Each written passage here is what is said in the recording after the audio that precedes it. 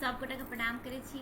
हम भावना मिश्रा एखन happy for U per live छी आ हमर संग लक्ष्मण झा सागर चचा जी एलखिन हैं और इनका बारे में जते कही ओते कम या इनका बहुत सारा पुरस्कार इनका भेटल छन। इनका विभिन्न प्रकार के रचना सब छन, विभिन्न प्रकार के पोथी छन। ई जे छथिन एक कंपनी में सलाहकार के रूप में रहथिन और ई जे कुनको से भी गप करे छथिन, किनको बारे में लिखे के निर्भीक भ के लिखे छथिन और बहुत जानकार एखन हैप्पी फॉर यू पर एलखिन हैं। विद्वान श्रेष्ठ हमर भाग्य कि एखन हैप्पी फॉर यू पर एलखिन तो अहाँ के बहुत बहुत स्वागत है चाचा जी। बहुत बहुत बहुत बहुत आभार बंदना जी, अहूँके बहुत बहुत आशीर्वाद दैती और अहाँ जे काज कर रहल छी हैप्पी फॉर यू में ओहि काजक हम पासमो भेज नहीं करू छी। अरे नहीं चाचा जी, अहाँ जते कई काज करै छियै अहाँ अपन काज के नहीं बुझ रहल छियै। अखुनका समय में जहन की मैथिली बड़ा संक्रमण काल से गुजरि रहल छै, लोक मैथिली बजनाइ छोड़ि रहल छै, तेहन समय में अहाँ हैप्पी फॉर यू के माध्यम से देश विदेशक सब मैथिल के तहु में कविता भेले साहित्य के जान गिरले तकरा अहाँ जगबै छियै, अहाँ जीवित रखने छियै, जारी रखे छियै। हमरा लगे 173 एपिसोड भेले है। एहि काजक आगू हमर काज एकदम सुनना छै, सुनना अहाँ काज बड़ पैघ छै,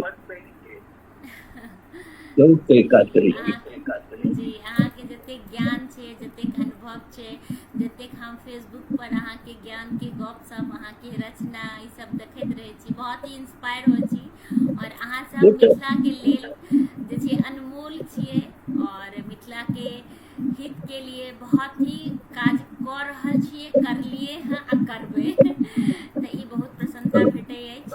और एखन बहुत सारा प्रश्न अहूँ सब किछ प्रश्न चाचा जी से पूछबै तो जल्दी जल्दी जुड़ू और चाचा जी के रचना के संग संग इनका संग अहाँ सब प्रश्न पूछ सके छियै। तो हमहूँ ई लाइव के शेयर कऽ दै छियै, अहूँ सबसे आग्रह कि लाइव के शेयर कऽ दियौ। तो एकटा रचना अहाँ सुनाबियौ चाचा जी, ताबत तक हम ई लाइव के शेयर कऽ दै छियै जैसे बेसी से बेसी लोग जुड़। ठीक है। अखन अहाँके सावन के महादेव भगवान अखन छथिन पृथ्वी पर जी। विष्णु भगवान तो सुतले चल गेलखिन 4 मास। जी जी जी। हम महादेव बाबा के से हुनका आराधना में एकटा भक्ति गीत हम सुना रहल छी। स्वागत स्वागत सुनाबियौ। आइ जुनि पीबू भांग यो भोला, हाथ जोड़ै छी। किछो बढ़ल छै ने। आइ जुनि पीबू भांग यो भोला, हाथ जोड़ै छी।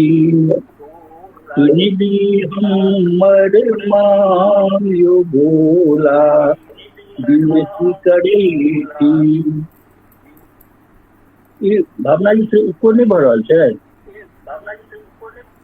हाँ, बीच बीच में अहाँ के नेटवर्क जा रहल है, बीच बीच में ना अहाँ के नेट कनिटा जे छै डिस्टर्ब कर रहल अछि। नेट से तो हम पूरा एकदम क्लियर काट रहल छै ना। हाँ, नेटवर्क के कनिटा इशू भ रहल है अपने के। जी जी जी, नेटवर्क के कनी इशू भ रहल है। हाँ जी जी ठीक है। आइ जुनि पीबू भांग यो भोला, हाथ जोड़ै छी।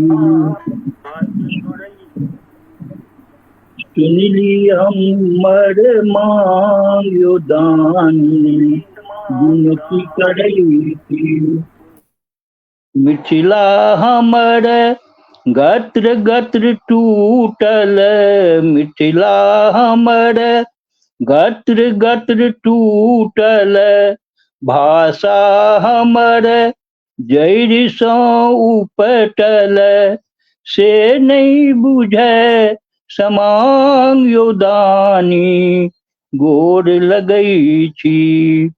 हम मैथिल डीह सँ बिलटल, हम मैथिल डीह सँ बिलटल, तुलसी चौरा पाइनल रकटल, फरि गेल सगरो बांग यौ भोला, नमन करई छी। एक बेर फेर उगना बनि अबियौ, एक बेर फेर उगना बनि अबियौ, मिथिलांगन के फेर सजबियौ। विद्यापति कहि रहल कहानी के, विद्यापति कहि रहल कहानी के, अहीं के हाथ में डांग यौ भोला, हाथ जोड़ई छी। आइजुन पीबू भांग यौ भोला, विनती करई छी। महादेव के खुश कऽ देलियै। बहुत ही सुंदर आ बिल्कुल सही का अहाँ के रचना में शब्द के जे अहाँ कहलिए कि फेर से उगना बन के आबियो, तो बिल्कुल फेर से उगना बन के आबियो, मिथिला के जे छै से एकदम सम्मान का आर बढ़ाबियो, पूरा विश्व में भारत के सम्मान का बढ़ाबियो। बहुत ही सुंदर अपने के रचना, बहुत ही नीक लागल। और हमर एक प्रश्न अछि, तकर बाद आर जे छै से प्रश्न सब आयत, ढेर सारा रखने छी अहाँ लए। तऽ सबसे पहिने तऽ ई कहियो कि कविता छियै की? ई बहुत बढ़िया प्रश्न केलहुँ हम भावना जी। कविता लोग पाठ करे थे, लेकिन कविता की से नहीं कोई बुझ रहा है। जी बिल्कुल बिल्कुल, हम काव्य धारा कऽ रहल छी, तऽ आखिर कविता छियै की, काव्य छियै की, तऽ ओहि पर अपन जे छै से विचार अहाँ प्रकट करियौ जी। हम जे छै से एकटा कविता लिखने छी एही पर जी। दू पाँती हम कह दै छी, लेकिन ओटा एकटा कविता हम एही पर लिखने छी जे कविता की छै। जी जी बिल्कुल सुनाबियौ। उदाहरण दै छी, जेना कि देखियौ कविता छै ने, जेना एकटा नदी छै,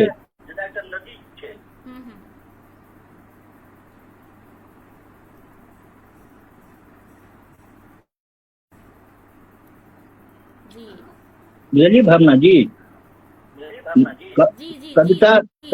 कविता नदी के शांत पानि नहीं छियै, लेकिन वही नदी में जहन बाढ़ि आबि जाइ छै, सुनामी आबि जाइ छै, सुनामी आबै छै, तहन वो कविता भऽ जाइ छै।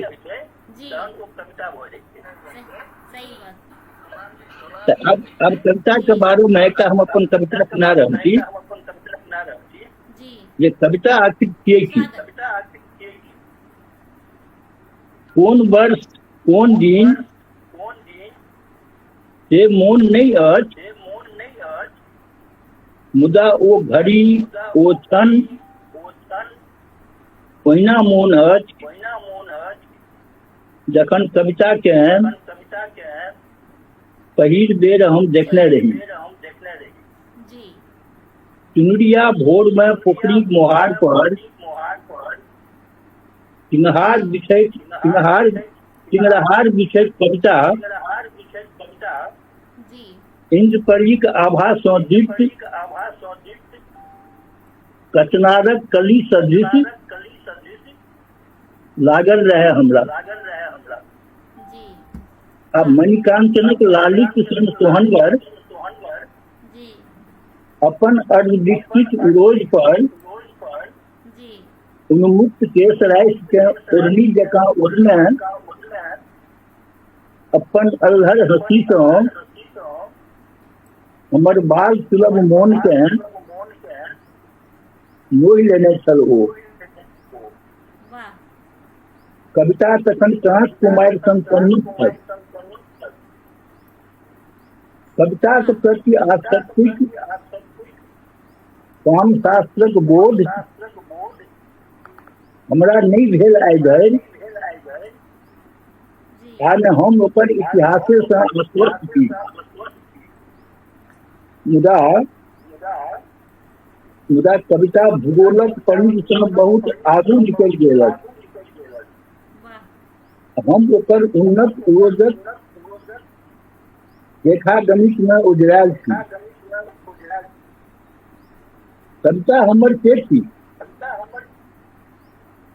न प्रेयसी न पत्नी, कविता से भइयो नहि सकैत अछि। कविता से भइयो नहि सकैत अछि। कविता संज्ञा नहीं थिक, वो सर्वनामो नहिए थिक, तखन की थिक कविता? आब भावना जी के प्रश्न अबैया, तखन कविता थिक की? तऽ कविता सोयरी में प्रसव वेदना सँ कुहरैत कोनो जननीक सुखद अनुभूति थिक। कविता सोयरी में प्रसव वेदना सँ कुहरैत कोनो जनानीक सुखद अनुभूति थिक। टहटहुआ रौद में कोदारि सँ आड़ि बन्हैत किसानक घाम थिक कविता। टहटहुआ रौद में कोदारि सँ आड़ि बन्हैत किसानक घाम थिक कविता। पटौनी बिन टटाइत जजातिक टीस थिक कविता। पटौनीक बिनु टटाइत जजातिक टीस थिक कविता। कविता अमरलथी नहीं थिक, बाँसक कोपर थिक कविता। सप्राण देह सँ उठैत लहासक गंध थिक कविता। पात चटैत नेनाक जीहक स्वाद थिक कविता। कविता उकासी नहीं थिक, कविता उकासी नहीं थिक आ न खकसब थिक कविता। कविता चित्कार थिक, हुंकार थिक आ अतरिक आवाज थिक कविता। पुरहर पातिल पर सिनुर पेठारक लेप थिक कविता। कविता मिश्रीक ढेप थिक, ई हमर दृष्ट दोष जे हम ओकरा फिटकरी बुझबाक भ्रम पोसि लै छी। कविता कैंची नहीं थिक, कविता कैंची नहीं थिक, सुरभि संध के सूत में माला गुथबाक सुइया थिक कविता। हमरा लेल बुइया थिक कविता। यह भेल कविता। कविता के मूल रूप या छियै। बहुत ही सुंदर, बिल्कुल सही कह ई रहे हम लिखने छियै। रही, और ई हम लिखने रही 1995 में। अच्छा, किताब में छै, किताब में छै। जी जी जी जी जी, बहुत ही सुंदर। और अपन सबके साथ रविंदर सिंह जी लिख रहा छथि, वेरी नाइस। ममता मिश्रा जी लिख रहा छथि, बहुत नीक। और प्रभंजन कुमार राहुल जी लिख रहा छथि कि हम सर के उन्मुक्ता के फैन छी। बिल्कुल सही, चाचा जी के जतेक प्रशंसा करी ओतेक कम। मुकेश सब आनंद जी लिख रहा सबका छथि, आशीर्वाद, बहुत सबका बहुत आशीर्वाद। नीक। जी, नवोनाथ झा जी लिख रहा छथि, बहुत नीक। और प्रफुल्ल प्रभंजन कुमार राहुल जी के सर अपन गप बेबाकी से रखे छे, चाहे किनको नीक लगलनि या बेजाय। बिल्कुल सही कह रहल छियै। यह हम सब सुनै हमर में छोट भाई कहलियै। छै, सबके बहुत जी जी, हितनाथ झा चाचा जी सेहो जुड़ गेला हैं, लिख रहा है स्वागत मित्रवर सागर जी, वाह कविता। और प्रणाम करे छी हम चाचा जी के। और हम अमरनाथ झा चाचा जी सेहो जुड़ गेला हैं, लिख रहा है बहुत नीक कविता। तऽ सब गोटा के हम हृदय से ओ तो सार्वजनिक कथा छथिन ने। अब ई देखना छै कि अमरनाथ चाचा जी कहिया आबै छथिन हैप्पी फॉर यू पर। बहुत दिन से हम उनका आग्रह करने छियै, और कहीं नेटवर्क के हुनका इश्यू आनू, के हुनका कारण। आनू। जी बिल्कुल, बहुत नीक लागे छी।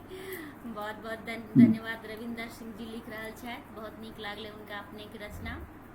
तऽ सब गोटा के बहुत बहुत धन्यवाद देव। और अहाँ सबसे आग्रह करब कि नहीं जुड़ल रहू और हमरा सबके प्रोत्साहित करते रहू। तऽ बहुत ही सुंदर अपने के रचना। और जते गोटा देख रहा छी, जे बाद में भी देखब, सब गोटा के हृदय से हम आभार व्यक्त करे छी। और अहाँ के बहुत सारा पोथी सब भी प्रकाशित भेल यऽ, और बहुत सारा सम्मान भी भेटल अछि, तो ओकर बारे में भी हम सब चर्चा करब। लेकिन सबसे पहिने कनी हम चाहब कि कनिटा अहाँ अपना बारे में बता दियो कि अहाँ के पढ़ाई लिखाई केना भेलै, और अहाँ लिखब किनका से जे छै प्रेरित भऽ कऽ, या बचपने से लिखैत रहिए, किनको से अहाँ प्रभावित भेलिए, तऽ कनिटा अहाँ अपना बारे में बता दियो। यो बढ़िया प्रश्न चलो है। हमरो जी हमरो जन्म मिथिला के मधुबनी जिला के खरबिटिया गाम में भेल अछि और जन्म होना मातृक में भेल है। जी जेना सब कोई छै तेना तेना हमरो कोनो चमत्कारी हमर कोनो खास नहीं रहे। जेना सब बच्चा के होइ छै तेना हमरो जन्म भेल, हमरो छठियार भेल, मूड़न भेल, उपनयन भेल। विशेष बात ई जे पढ़बाक लेल हमरा से एकटा हमर मैया के हमर बात आयल, किया तऽ हमर पिताजी नौकरी छोड़ि के घर बैस गेल छलखिन।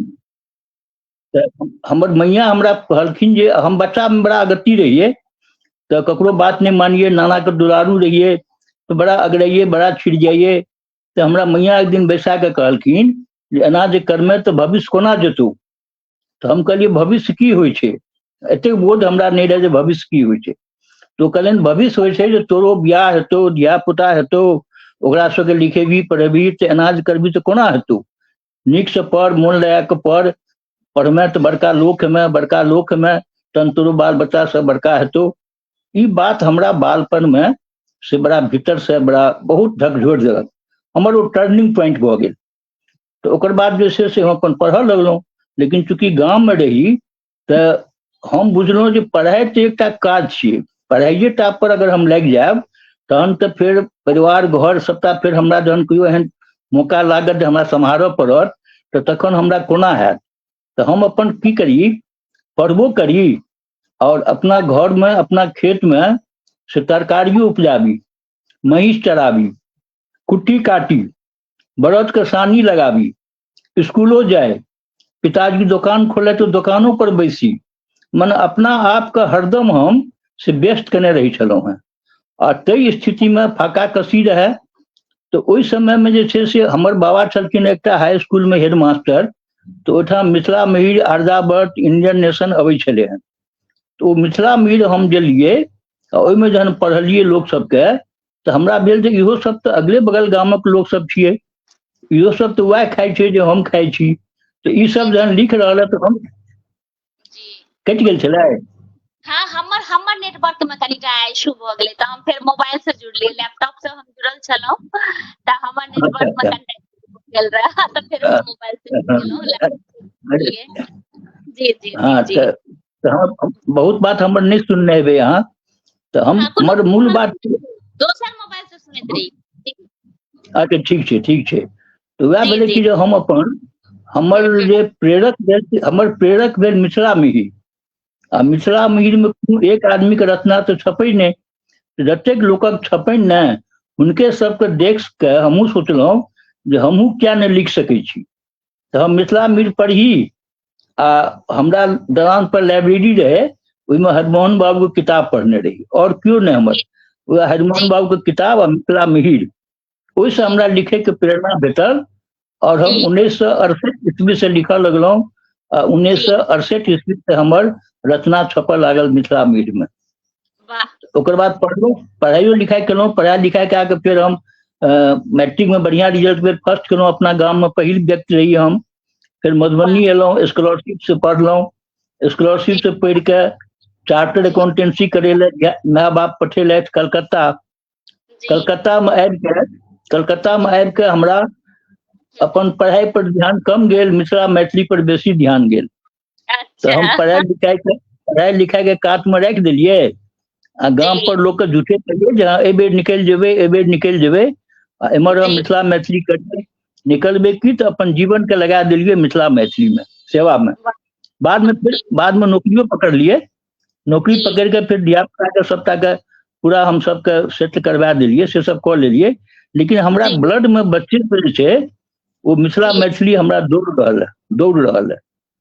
जी ओहिमे हम सब, हाँ ओहिमे हम लागल छी, अखनो तक लागल छी। जी अखनो हमरा जे छै, हमरा सोच में, हमरा दिमाग में आन कोनो बात नहीं अबैया।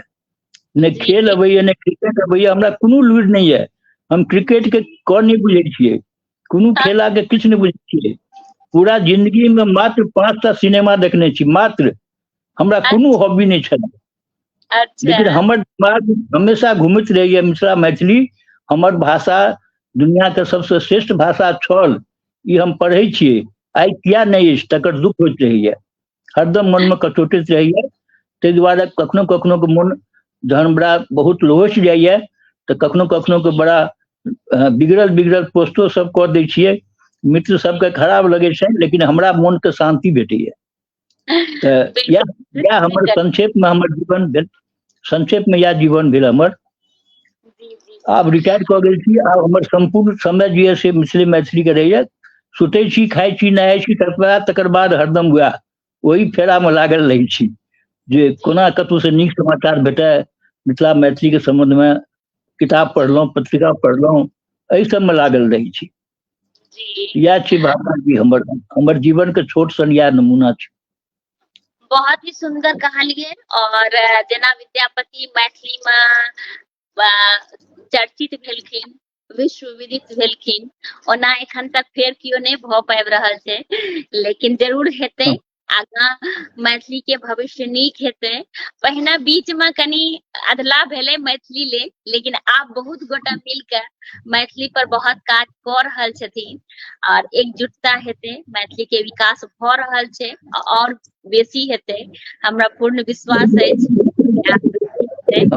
हमरा सबके नीके सोचबाक चाही, नीक सोचबाक चाही, जे खराब किया हेतै, नीके हेतै।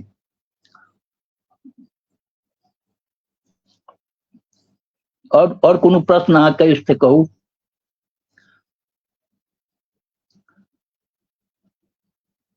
जी जी जी, वो गलती से हमर कैमरा ऑफ हो गेल रहा। और बहुत ही नीक हमर जे एकटा प्रश्न अछि कि कविता केहन हेबाक चाही?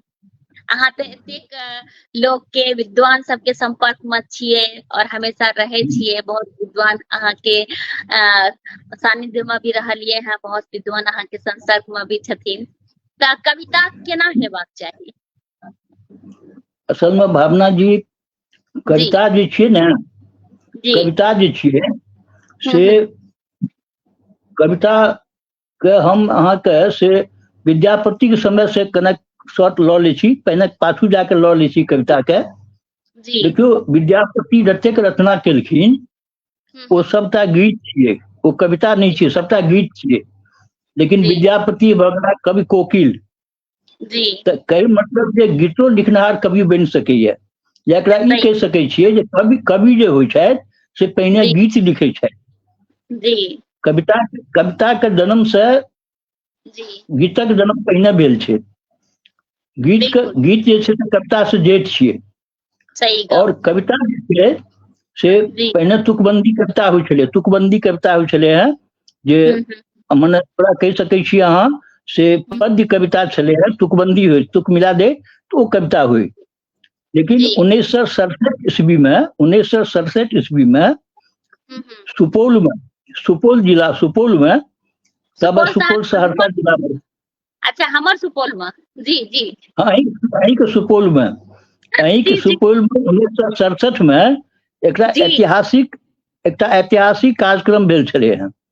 जे कार्यक्रम में राजकमल चौधरी, पंडित रामकृष्ण झा किशुन, जीवकांत जी, यात्री जी, एहन किरण जी, एहन सब योद्धा सब पहुंचल छलखिन हैं। और उस समय में की भेलै जे विश्व साहित्य में कविता जे छलै से तुकबंदी वाला पैटर्न के छोड़ि रहल छलै हैं। ओ तुकबंदी वाला पैटर्न के कहलकै आउटडेटेड छी, ई आब जा दियौ, आब ई नहीं चलत, ई रजनी सजनी भऽ गेलै। तहन भेलै कि जे कविता जे छै से और तुकांत हेबाक चाही, ओकरा कहल गेलै नव कविता।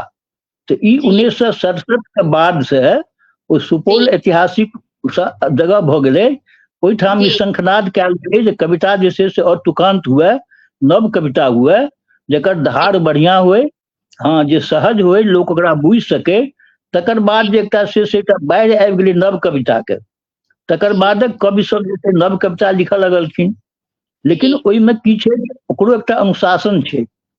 कोनो कविता के लिए सबसे मुख्य तत्व होइ छै जे कवि तत्व, ओकर तत्व हेबाक चाही, कविता के एकटा तत्व हेबाक चाही, ओकर एकटा अपन जे छै से एकटा बिंब, ओकर शैली, ओकर जे छै से काव्य बीज, ई सब हेबाक चाही।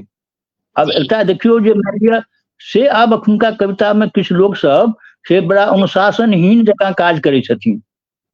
आब कहू जे कहल गेलै जे भाई आब अहाँके कोनो तुकबंदी करे के नहीं काज, तुकबंदी कठिन रहे, तुक मिलेनाइ कठिन रहे, लेकिन कहल गेलै जे नहीं आब ओते झंझट लेके नहीं काज छै, आब अहाँ सोझे सोझ बिना तुकांत कविता लिख दिया। अब वाह। ओहिमे किछु लोग सब ओकर नाजायज फायदा की लऽ लेलखिन जे आब हम जाइ छलहुँ बाजार, बड़ रोज लागल, देखलियै गाछ, गाछ के नीचा में बैसलहुँ, कनेक छाहरि भेटल, फिर ऊर्जा भेटल, फिर बाजार गेलहुँ, आब एकरा कविता कहबै? तऽ एना नहीं हेबाक चाही। कविता के एकटा निश्चित अहाँ जे कविता लिखल बैसबै या कविता जे अहाँ लिखबै, ओ एकटा उद्देश्य हेबाक चाही, हर कविता में एकटा मैसेज हेबाक चाही, एकटा संदेश हेबाक चाही। अब जेना उदाहरण दै छी, एकटा हिंदी के उदाहरण दै छी कि हम सब बच्चा में पढ़ने रहिए कि कुछ काम करो, जग में रह के कुछ नाम करो, यह जन्म हुआ किस अर्थ कहो, समझो जिसमें यह व्यर्थ न हो, कुछ तो बड़ा बढ़िया छै, कुछ तो काम करो जग में, मने या एकर भाव रहे कहे के मतलब जे ओ कविता हमरा सबके बालपन में ततेक दिमाग में मने सेट कए गेलै जे किछु करक चाही, हमरा किछु करक चाही, तऽ कविता से भेलै, ओ प्रेरणा कविता से भेटलै। दो में से तुम्हें क्या चाहिए, कलम या की तलवार, कलम उगलती आग जहां अक्षर बनती चिंगारी, ई सब रहे कविता। ओ कविता से अहाँके मानव के जे मानस छै, ब्रेन छै, मनुष्य के जे दिमाग छै, ओकरा असर डालै छै, ओकरा मोड़ै छै, ओकरा प्रेरित करै छै, ओकरा अनुशासित करै छै। तऽ अखुनका मैथिली कविता में थोड़े की भऽ गेलै जे अनुशासनहीन भऽ गेलै किछु लोग सब, जकरा जे मोन होइ छै कविता लिख दै छै। कविता से नहीं छियै। हम एकटा चीज एहि संगे जोड़ऽ चाहब जे हर कविता के अपन एकटा रस होइ छै, एकटा रस होइ छै हर कविता, हर चीज के होइ छै, प्रत्येक चीज में रस होइ छै। विज्ञान कहलकै जे काठ जे छै, काठ ओकरो जहाँ पेरैत रहबै तऽ अंत में किछु रस निकलतै, तऽ रस हर चीज में होइ छै। तऽ कवितो में रस छै, जेना श्रृंगार रस छै, सौंदर्य रस छै, वीर रस छै, रौद्र रस छै, हास्य रस छै, अलग अलग छै। ओहिमे हमर किछु कवि सब की करै छथिन जे हास्य रस के कहै छथिन जे नहीं ई कविता नहीं भेल। अब हमरा सबके जनक जी छथि, बड़ नीक नीक कविता वो हास्य रस में लिखे छथिन, जयप्रकाश चौधरी जनक। अब हुनका केओ तऽ हुनका हमर मुख्य धारा के कवि सब हुनका मोजर नहीं दै छनि, कहै छथिन वो फकरा लिखै छथि, फकरा लिखै छथि। तऽ ई सब थोड़े झंझट छै अपना ओहिठाम। हमरा के मतलब जे भावना से, जे दृष्टिकोण से अहाँ हास्य रस हो, जे अहाँ दर्शक के, श्रोता के, यदि अहाँ या पाठक के यदि ओकरा मोन के अहाँ बदलि देलिए, ओकरा में एकटा किछु परिवर्तन केलिए, ओकरा भीतर से आंदोलन जगेलिए, तो वो कविता सार्थक कविता होइ छै। आब देखियो जेना कि तुकांत कविता छै ने, दात्री जी के बहुत कविता छनि जे हम सब दात्री जी के कविता छै ने जे हम तोरा छोड़ि छाड़ि के आबि गेलहुँ, पुरहर पातिल के फोड़ि फाड़ि के आबि गेलहुँ, ओ नव कविता छियै, ओ तुकांत छियै। लेकिन ओहू कविता के जे लोग गबै छथिन, किछु गोटा गबै छथिन गीत में, तऽ अहाँके लागत जे गीत छियै। तऽ कोनो कविता के कोनो शब्द, कोनो कविता, कोनो वाक्य यदि ओहिमे अहाँ स्वर दऽ देबै तऽ ओ गीत भऽ जाइ छै। आ कोनो स्वर वाला गीते के यदि अहाँ स्वर हटा लियौ तऽ ओ कविता भऽ जाइ छै। तो गीत और कविता का अनिवार्य संबंध छै। विद्यापति गीत लिख के कवि भऽ गेला, अखुनका गीतकार सब से कवि नहीं होइ छथि, हमसब हुनका फुटा देने छियै, धू ई तऽ गवैया छथि, ई तऽ गीतकार छथि, ई कथी कवि हेता। तऽ ई सब थोड़े झंझट छै अपना ओहिठाम, जन के आन भाषा में सब बात नहीं छै। रविंद्र कलकत्ता में रविंद्रनाथ ठाकुर के जतेक संगीत छै, ओहिमे कोनो परिवर्तन नहीं भेलै हैं, ओहिठाम कोनो विद्रोह नहीं भेलै जे नहीं रविंद्र संगीत के आब बाढ़ि देल जाए, रविंद्र संगीत पुरान भऽ गेल, आब नव संगीत हुए, नजरुल संगीत हुए, एहिठाम नहीं कोनो झंझट छै। हमरा अहाँ ओहिठाम दिक्कत की छै, हम मैथिल सब छियै बड़ा सुधंग जाति, हमरा सबके जे केओ किछु कहि दैये हमसब ओकरा पतिया दै छियै, पतिया जाइ छियै, मानि जाइ छियै, अपन दिमाग कम खटबै छियै हमसब। तऽ ई सब छै दृष्टिकोण, लेकिन की करबै, चलू मैथिल के हमरा सबके डीएनए में इएह लिखल छै, तऽ ताहि दुआरे कोनो दिक्कत नहीं छै। कविता छियै, कविता जे छियै से एकटा कहि सकै छी जे मनुष्य के जीवन में जेना ओकरा शरीर में प्राण के महत्व छै, तहिना मनुष्य के जीवन में, साहित्य में कविता प्राण छियै। अगर मनुष्य के शरीर से प्राण निकलि जेतै आ मनुष्य के देह लाश भऽ जेतै, तहिना साहित्य से यदि कविता के निकालि दियौ तो कविता जे छै से लाश भ जेतै, ओ साहित्य नहीं रहते। कविता बड़ संजीवनी चीज छै, बहुत संदिग्ध से छियै, और कविता में बड़ ताकत छै भावना जी, बहुत ताकत छै कविता। हाँ, कविता में बहुत ताकत छै। वो धारा के विरुद्ध हुए, धारा के संग हुए, यदि वो सही रूप से सही रूप में लिखल जाए और लिखल जाए ओकर पाठक होय त हमरा बुझने साहित्य के कोनो भाषा के साहित्य के ऐसे नीक विधा किछु नहीं होइ छै। नव कविता जो छै अखन चलि रहल छै, ताहि दुआरे नव कविता के सेहो स्वागत हुए। हमरा कहब तो हमहूँ नव कविता एक दूटा सुना देब, गीतो सुना सकै छी, ओहो कविता छियै। जी तो हमरा बुझने और कोनो जिज्ञासा इस कविता और गीत के संबंध में तो सेहो पूछि लेल जाए। जी अमरनाथ झा चाचा जी लिख रहा है कि कुछ तो उपयुक्त करो तन को, नर हो न हाँ हाँ हाँ, मन हो को। ने निराश करो मन को, हमरा मोन नहीं पड़े छले, लेकिन चाचा जी के दिमाग हमरा से दुरुस्त छनि, एकदम दुरुस्त छनि। हाँ, तो हुनका मोन स्मरण छलै, हमरा देखियो एक आध में बिसरि गेल छलहुँ, कुछ तो उपयुक्त करो तन को। तो कई मतलब वो सब कविता रही ने, जो वो सब जी। कविता लोकक जीवन के बदल दै छलै हैं, जी वो सब जी कविता है। मैथिली में एहि तरह कविता के अखन हम अभाव देख रहल छी। अखन जी मैथिली में जे कविता लिखा रहल है से वो जी उन्मुक्त करो, वो तथा कका जी जे कहलखिन से सब वाला नरहो निराश, वो सब टाइप में कविता नहीं हुई छै एहिठाम में। जी कविता अखन, हाँ, एहिठाम में कविता अखन जो होइ छै से वो कविता खाली नाम ले होइ छै। 25टा किताब कविता के छिप जाओ, अहाँ बड़का कवि भऽ गेलहुँ, तकर मारि छै एहिठाम। लोक जनता जकरा ले लिखै छी तकरा ओ बुझलक कि नहीं बुझलक तकर कोनो खोज नहीं छै कवि के। यह कारण छै जे पाठक कम छै, लेकिन अखनो गहींर पाठक सब छै। यदि नीक वस्तु अहाँ लिखबै तऽ ओकरो पढ़नाहार अखन छै। जजमेंट होइ छै भावना जी, नीक जी बेजा के जजमेंट होइ छै। बिल्कुल सही कह रहे हैं जी, बिल्कुल हो छै। अधिवक्ता प्रशांत झा जी प्रणाम कऽ रहल छथि। प्रणाम। शंभु मिश्रा जी लिख रहल छै अति प्रणाम सुंदर। प्रणाम। हाँ, और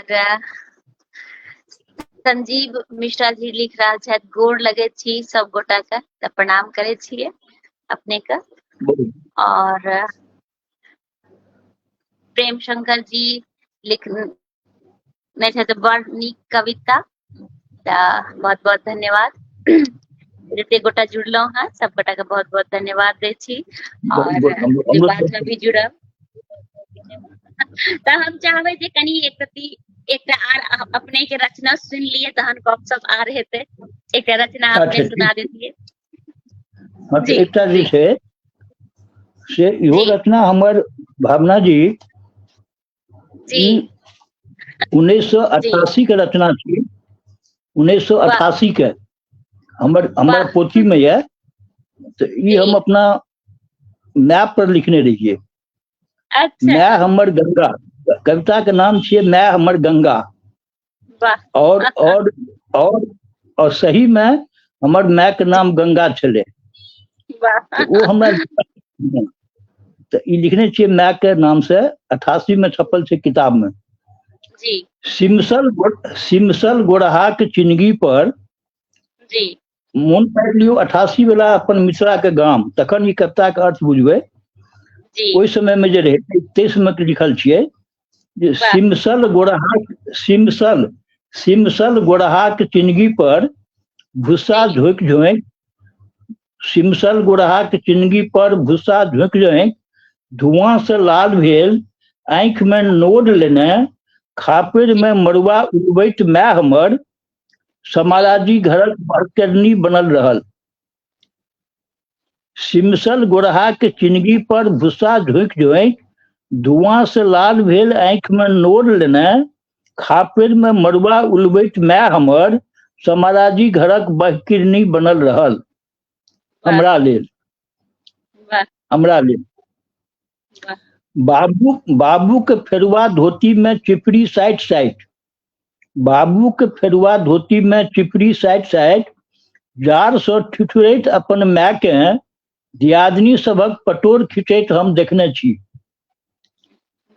बाबू के फेरुआ धोती में चिपड़ी साइड साइड, जार सँ ठिठुरैत अपन माय के दियादनी सभक पटोर खिंचैत हम देखने छी। हमरा मोन अछि अपन माय के पीठ सँ छर छर बहैत खून, हमरा मोन अछि अपन मायक पीठ सँ छरछर बहैत खून जे हमर नशेड़ी बाप द्वारा फेकल थारीक कोन सँ कटि गेल छलैक। ओहो तरकारी चहटगर नहीं बनल रहे ओहि दिन। ओहो निशाबाज जिहलाहो होइ छै तहिया नहीं जी बुझैत रहिए। जी तहिया नहीं बुझैत रहिए। सिरमा तर सुहारी नुका नुका महिषीक चुहाज वाला गुड़क संग हमर बेरहतक ब्योंत में टाँट भेल हमर माय सदिखन हमरा पढ़बाक लेल चर्यबैत रहल। वाह सिरमा तर सुहारी नुका नुका महिषीक चुहाज वाला गुड़क संग हमर बेरहतक ब्योंत में टाँट भेल हमर माय सदिखन हमरा पढ़बाक लेल चर्यबैत रहल। ने जानि ककरा लेल। आजुक शहरी परिवेश छोट छीन अपन परिवार गाड़ी सोफा टीवी फ्रिज की नहीं अछि हमरा। हम बड़का लोक जे छी। जी माय भने गामे अछि घरक ओगरबाई में। माय भने गामे अछि घरक ओगरबाई में। आब ओ ध्वजनियो नहीं छै पहिलुका। माय मोने कहाँ पड़ैत अछि कहियो। बाल बच्चाक लतारम्भ से हमरा फुर्सतिये कतऽ। जी माय भने गामे अछि घरक ओगरबाई में। आब वो ध्वजनियो नहीं छै पहिलुका। माय मोनो कहाँ पड़ैत अछि कहियो। बाल बच्चाक लतारम्भ से हमरा फुर्सतिये कतऽ। मुदा माय के हम मोने छियै। अम्मट बिरिया कुम्हरौरी ओकरा बुझल छै कि हमरा पसीन अछि। आ ओ इहो जनैत छै जे ई सब शहर में नहीं भेटैत छै। तैं पठबैत रहल अछि सब साल माय हमरा लेल। तैं पठबैत रहल अछि सब साल माय हमरा लेल। सुनबा में आयल जे माय समांग से लचरि गेल अछि आब। सुनबा में आयल जे माय समांग से लचरि गेल अछि आब। सेठ भाई के सुझितो नहीं छै कहाँ दैन। मुदा बाबू आब चाह में चीन्नी के साथी नूनो पड़ला सँ कलबच घोटि जाइत छथि। एकरा कने ध्यान से सुनियो। बहुत ही जी मतलब हमरा बुझनाइ ई बहुत मतलब मने की कहब जे बेधे वाला बात छै। जी सुनबा में आयल जे माय समांग से लचरि गेल अछि आब। सेठ भाई के सुझितो नहीं छै कहाँ दैन। मुदा बाबू आब चाह में चीन्नी के साथी नूनो पड़ला सँ कलबच घोटि जाइत छथि। माय तैयो अहू बेर छठि पाबनि के कनकन पोखरिक पानि में ठाढ़ि भेल छल हमरा लेल हमर बाल बच्चा के लेल। सत्ते माय हमर गंगा थी। वाह ई 88 ईस्वी के छियै भावना जी। बहुत ही सुंदर रचना, बहुत ही मार्मिक रचना और बहुत ही गूढ़ रचना। शब्द बहुत ही मन का भावुक करे वाला, बहुत ही सुंदर अपने के रचना। हम न्याय के नहीं लिखै छियै। हमरा जहन कतौ फरमाइश आयल ने जे कविता पठाओ कोनो मैगजीन कोनो संपादक जहन कहै छथि तखन हम अपन लिखै लए बैसलहुँ आ जे ओहि काल में आयल से लिख देलहुँ। ओना हम अपना स्वार्थ दिखाए वास्ते नहीं लिखै छियै। जी जी जी बहुत ही अपने के सुंदर रचना। और भोली बाबा जी से जुड़ गेला लिख रहा है। बहुत शुभकामना सर। गौरी शरण झा सतत सादर चरण स्पर्श। और प्रशांत झा जी सब हमर धिया पुता छियै। वाह वाह गजब। और संजय कुमार झा जी के बहुत मार्मिक रचना। बिल्कुल सही कह रहल छथिन। और मैं तो के त्याग के की कही बिल्कुल समझ में आबै छै ने।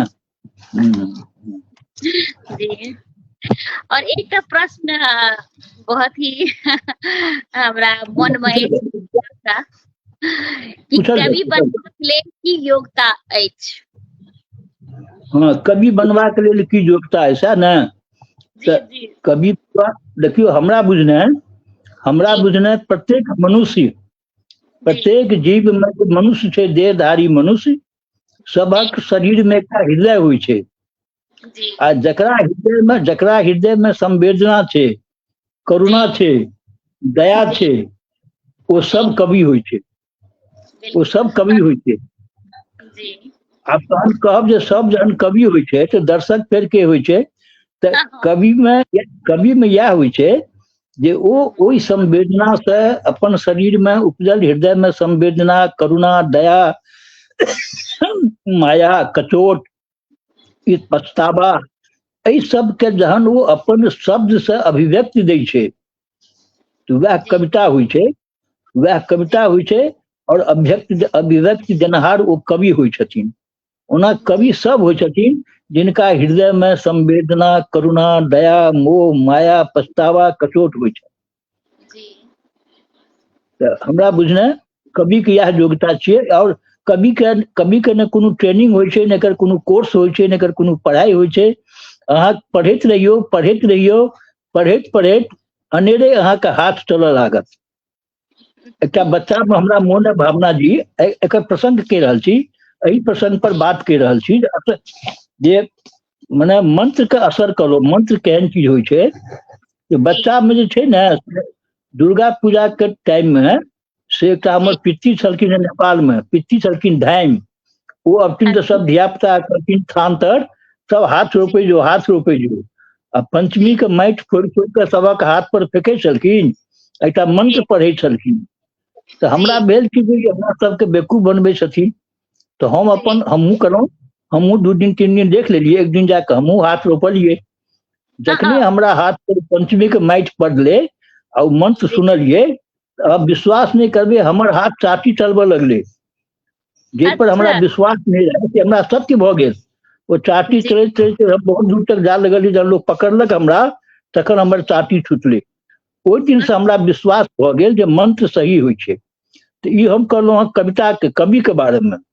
यदि जी कवि लगातार कविता पढ़ैत रहथिन, सुनैत रहथिन कवि सम्मेलन में जाके, तो यदि ओ कनेक प्रयास करथिन तऽ केओ कवि बनि सकै छथि। कवि बनबाक लेल और कोनो योग्यता नहीं छै, मात्र कविता के श्रवण। आवाज जी जी जी एकटा एही क्रम में हम इहो कहब जे काव्य धारा में रहैत रहैत आ एते विद्वान सबके संसर्ग में आबि के कहै छै ने हाँ कि मिश्री में धागा जे मीठ हाँ भ जाय छै, तेनाहिये लागैये हम कनी कनी के मीठ भ रहल छै अहाँ सबके संसर्ग में। नहीं नहीं नहीं। ई बात हाँ बिल्कुल बहुत सही कहलियै नीक। कि संसर्ग में बहुत नीक इफेक्ट पड़े छै। हाँ सही सही। और अहाँ नीक कवि छी भावना जी, अहाँ खूब नीक कवि छी। अहाँ कविता हम पढ़ै छी, बहुत नीक कविता जी लिखै छी। ई संसर्ग में बहुत होइ बहुत छै, संसर्ग में रहला से होइ छै। बिल्कुल अहाँ में बिल्कुल अहाँ के जीवन में कहियो एम नहीं रहल है जे हमहूँ कवि बनब, लेकिन बिल्कुल संसर्ग में नहीं रहैत रहैत जी रहैत जी रहैत कहियो छलै मन में, कहियो छलै जे हम कवि बनब? छला नहीं कहियो नहीं, कनी मनी कखनो किछ लिख लैत रही, लेकिन ई नहीं हाँ रहे हाँ। कि हम बनाब या किछ लिखब, से नहीं रहे, कुर्ती वएह नहीं रहे। वएह कहै छै ने, रसरी आबत जात ते सिल पर परत निशान, कहै छै जी ने। तो वही जी वह बात होइ छै। तो अबैत अबैत संसर्ग में रहला से लोग कवि बनै छै। कवि बने वास्ते कोनो विशेष योग्यता के जरूरत नहीं छै। हाँ बिल्कुल ओहिमे इहो बात छै, जिनकर अध्ययन जेहन सशक्त रहतनि आ जिनकर जी दिमाग जतेक दुरुस्त रहतनि, ततेक नीक कवि ओ बनता। कवियों में फिर श्रेणी छै ने, उत्तम जी जी श्रेणी के कवि, मध्यम श्रेणी के कवि, ओकर बाद जी छै जे बिलो पॉवर्टी लाइन, बीएल वाला होइ छै ने, बीएल कवि। तो सब तरह जी कवि होइ छथिन। तो जी जिनकर जिनकर सुदृढ़ता, जिनकर जी मानसिक समृद्धि जतेक बेसी रहतनि, सबल रहतनि, से जी बेसी प्रबुद्ध कवि हेता, वो तेहन मादल कवि हेता। और बिल्कुल कोनो सही कह योग्यता रहे नहीं छै। जी बिल्कुल सही कह रहे हैं। जेना हम शुरू में जहन हम लिखब शुरू करने रही चाचा जी, तखन जे हाँ हम हाँ शब्द कविता लिखैत रही या कोनो चीज लिखैत रही, तऽ हमरा हिंदी के शब्द बेसी दिमाग में आबऽ, अंग्रेजी के शब्द ज्यादा दिमाग में आवे, लेकिन धीरे धीरे धीरे धीरे पढ़ैत पढ़ैत सब किछ अहाँ सबसे गप सप करैत करैत आब मैथिली के शब्द सब आब हो जे गुड़ वाला शब्द सब होइ छै से सब जटिल शब्द सब आब ओ सब शब्द दिमाग में आवे लागले। तो ई जरूर होइ छै घस घस के एकदम होइ छै, पक्का होइ छै जी बिल्कुल। तो बहुत और अपन जे गाम घर शब्द छै ने, अपन जे गाम घर छै ओ शब्द सब जतेक प्रयोग करबै ततेक अहाँ कविता नीक हैत। जी बिल्कुल। ओ व्यापिक शब्द जे छै ने, दोसर भाषा के अपना कविता मानब ओने मैथिली कविता में एहन एहन शब्द छै जकर अनुवाद केनाइ बड़ कठिन छै। अपन जे शब्द है हम सब आन मामला में जे रही, लेकिन मैथिली भाषा शब्द के मामला में विश्व में सबसे धनिक भाषा छै। बिल्कुल सही कह रहे हैं। कोनो भाषा में एतेक शब्द नहीं छै जते अपना ओहिठाम शब्द छै। एके चीज के बहुत पर्याय छै एहिठाम।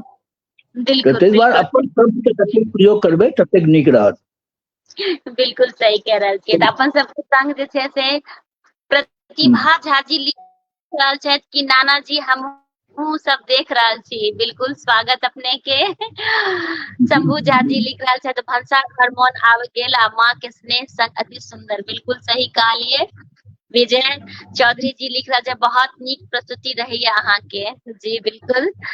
और गौरी शरण झा जी लिख रहे मंत्र में अमिट शक्ति होय छै। बिल्कुल सही कह रहल छियै। और ममता झा दीदी से हो जुड़ गेली है, प्रणाम कर रहल छथि। प्रणाम प्रणाम सब गोटा के बहुत बहुत धन्यवाद।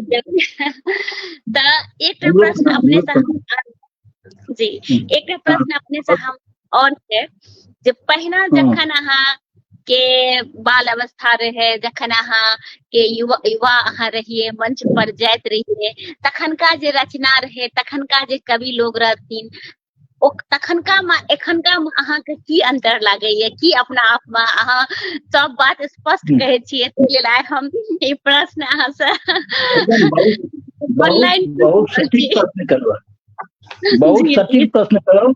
हम चाहे छलहुँ जे एहन प्रश्न अहाँके हेबाक चाही। बहुत बढ़िया कलहुँ हम। पहिने की रहे, पहिलुका समय में की रहे जे कवि सब में ईमानदारी रहे।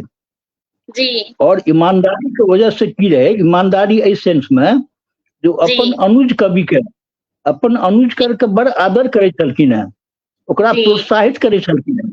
ई नहीं होइ छलनि असगरे हम ही पूरा मंच छेक ली। धिया पुता के अपन अनुज कवि सबके नवतुरिया सबके बड़ वो प्रभावित कर छलखिन, प्रोत्साहित कर छलखिन, ओकरा सबके आगाँ आनै छलखिन है। तो ओहिसे की होइ छलै जे हुनका समाज में सम्मान भेटै छलै पहिने। और अखन की होइ छै, अखुनका कवि सब में की होइ छै जे आन काल तो बड़ बढ़िया सब एके चीज, लेकिन मंच में होइ छै तो पहिने तो फोटो नहीं रहे। पहिने कवि सब इन सब फोटो नहीं रहे ने, कतौ क्यों बैस गेल कोनो बात नहीं छै, हमर जहन टर्म आयत तखन जा कविता पढ़ि देबै। लेकिन अखन तो होइ छै जे स्टेज के फोटो होइ छै, तो तई में बुढ़बो कवि के होइ छै हमर थुथुन पहिने रहे, धिया पुता सब पाछू में रहे, तो ओकरा सबके प्रोत्साहन नहीं भेटै छै। तकर कारण छै जे पहिलुका जकाँ ओ आदर ओ रिस्पेक्ट अपन छोट कवि से, नवतुर से, जेठ बला के नहीं भेटै छै। अग्रज कवि सबके वो सम्मान अब नहीं भेटै छै।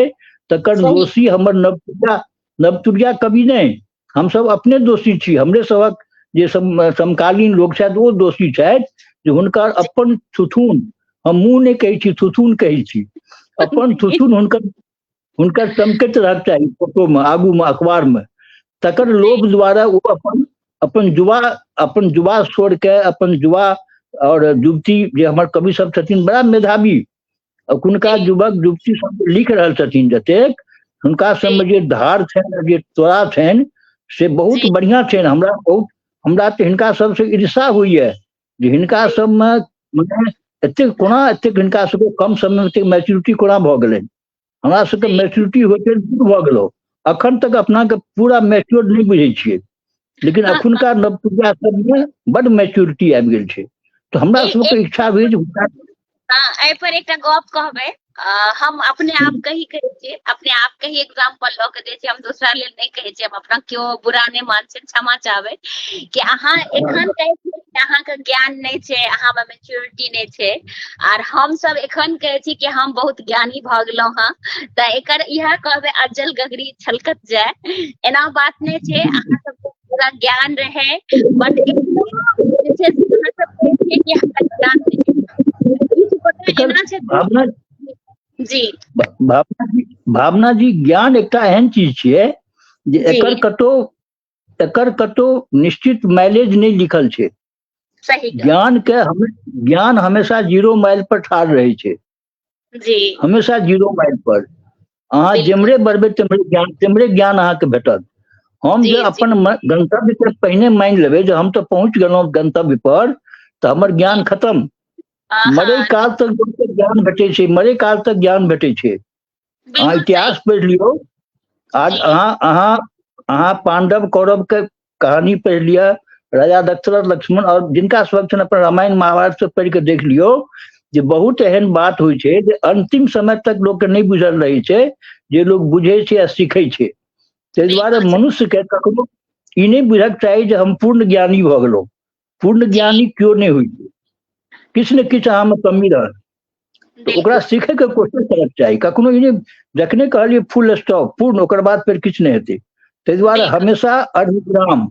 हम अखन जी तक बुझै छी हम अर्धविराम में छी, हमरा अखन किछु नहीं अबैया, हमरा अखन जी और सिखबाक है। हाँ, सीखे के कमी एज नहीं होइ छै, पूरा नहीं होइ छै। ताहि बिल्कुल दुआरे सही एहि दुआरे अहूँके एही बात में सही छै। एकटा एही में कहबै जे जखन भी भीमनाथ चाचा जी से गप होइया तऽ ओ कहे उनकर कहे के छै हमरा कहाँ किछु आबैया बस हम लिख ले छी। तो जे ज्ञानी आदमी छथिन, जेना अहाँ कहलिए कि हमरा कोनो एतेक नहीं है, तऽ तेनाहिए जे ज्ञानी आदमी रहे छै ओकरा उनका में इएह रहे छै कि हम आर कते सीख ली, और उनका में अहंकार नहीं रहे छै, उनका में अपना से छोट के आगां बढ़वे के रहे ई छै हेबाक चाही, मन ई में। नैतिक दायित्व छै। हाँ कि आर ओइसे की होइ छै ना कि एकटा अलग ऑरा जे कहै छियै ना, एकटा अलग उनकर अहाँ भेंट करबै तऽ एकटा अलग अहाँके अनुभूति जे छै से एहसास हैत। हुनका से गप करे से भी एक अलग अहाँके लागत जेनाकि वातावरण बनि गेलै, अहाँके मन चेंज भऽ गेलै। तऽ ई चीज अपने आप होतै, केओ अगर कतबो लिखलथि, कतबो ज्ञान प्राप्त कऽ लेत आ अहंकार आबि गेलै, द्वेष आबि गेलै, तऽ हमरा लागैये कि ओ ज्ञान अधूरा छै, ओहिमे एखन बहुत किछु के आवश्यकता छै। तऽ से कनी छै मैथिली में, कनी ओहो कारण से अपन सबके मैथिली जतऽ तक पहुंचबाक चाही ओ नहीं भऽ पाबि हाँ, रहल छै। और देखियौ ओकर दोषी हम सब अपने छी। हाँ हम सब अपने छी, बिल्कुल सही कह रहल हमही छी हम सब सब। ओकर दोषी छी। जी जी और बहुत गोटा जुड़ गेला हैं, ममता झा दीदी भी जुड़ल छथि, विजय चौधरी भी जुड़ल छथि, गौरी शरण झा जी भी जुड़ल छै। सब गोटा के हम बहुत बहुत धन्यवाद देबै कि अपना सब जुड़ल छी। मालती मिश्रा दीदी सेहो जुड़ गेली हैं, लिख रहल छथि स्वागत। तऽ हम चाहब कि एकटा रचना अपने और सुना दिअ, तखन हमर प्रश्न एखन आर छै 2-4 टा अपने लेल। समय का अथी नहीं छै। नहीं जी नहीं, बिल्कुल नहीं, सुनाबियो, स्वागत सुनाबियो। एकटा हम सुनबऽ चाहे छी भावना जी, जी जे जी जी समकालीन समय में एकटा जी हम लिखने छी छौर, एकटा छौर कऽ के लिखने छी।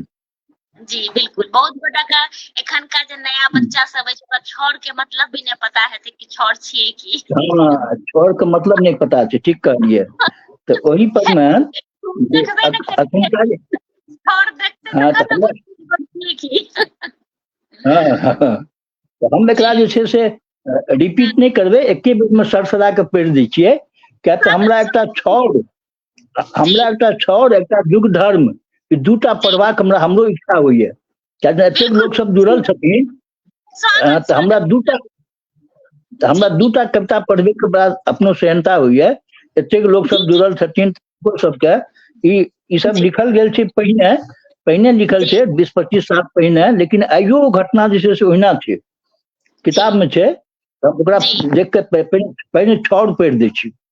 जी तऽ स्वागत छौर में छै, एकरा ई छै कविता, लेकिन एकरा गेय शब्द में एकरा हम गाबि के कहब तऽ ओकर जी असर बढ़िया रहतै। जी जी स्वागत।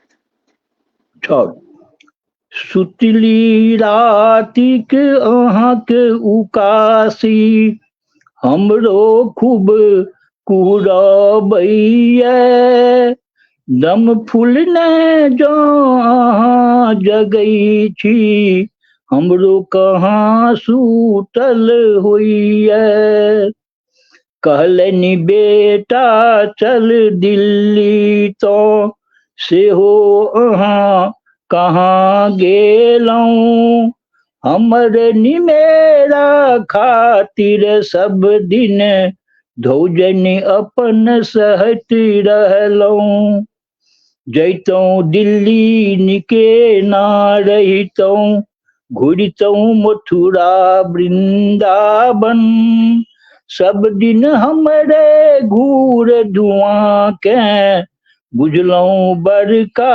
तीर्थाटन चूल्ही पकड़ने रहलौं सब दिन वह गीता वह रामायण हमरे टहल टिकोरा बुझलौं वेद पुराणक पारायण रूसल नहीं देखलौं कखनो ने रूसल नहीं देखलौं कखनो ने कोनो चीजक कहियो फरमाइश बेटा पुतौआ पर पाहुन के जान उपछ सेवा बरदाइश मोन पड़ैया अपन बियाहक राति चतुर्थी कोना बितल डेग डेग पर जुध जिंदगी करे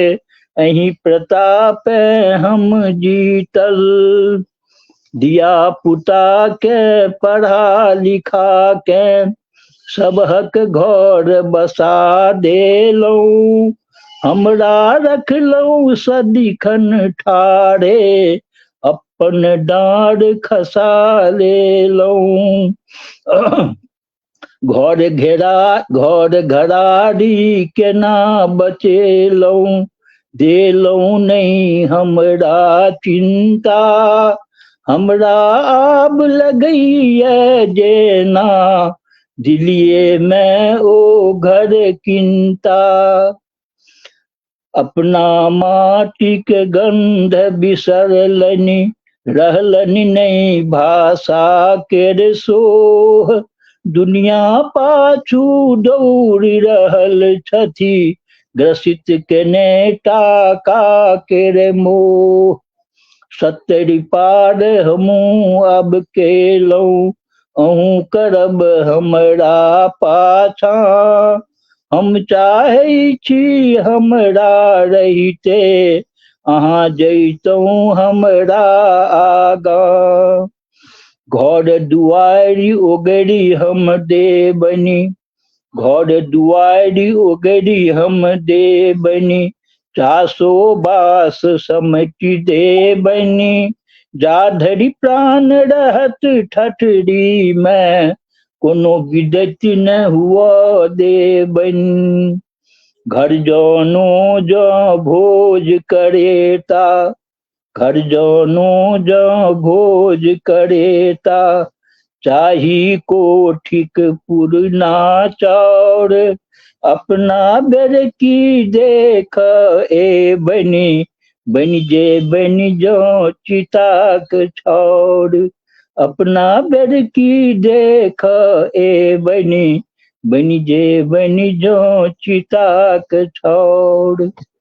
ये अखुनका समय के बारे में लिखा। बहुत ही सुंदर, बहुत ही सुंदर अपने की रचना। और बहुत गोटा और जुड़ला है। विजय सोनी मिश्रा जी लिखे वेरी गुड। रंजू अजय मिश्रा लिखे मिथिला के धरोहर। गौरी शरण जी लिख रहा है मातृभूमि के प्रति सम्यक अभिव्यक्ति आधारित अनुपम प्रस्तुति। मालती मिश्रा जी लिख रहा है वाह। रमन जी झा लिख रहे मेच्योरिटी तक जरूर बुझा रहल अछि। संगे इहो कहल जे अही जनरेशन में व्यवहारिक ज्ञानक पूर्ण अभाव दृष्टिगत भऽ रहल अछि। और बहुत गोटा जुड़ल छै, सब गोटा के बहुत बहुत धन्यवाद। एकटा आर अहाँ कोनो रचना कहने रहियै तऽ सेहो हमरा सबके सुनाए दियौ, तकर बाद गपशप करै छी। हाँ एकटा युग धर्म सुना दै छी। जी जी जी सुनाउ। युग धर्म छियै। जी जी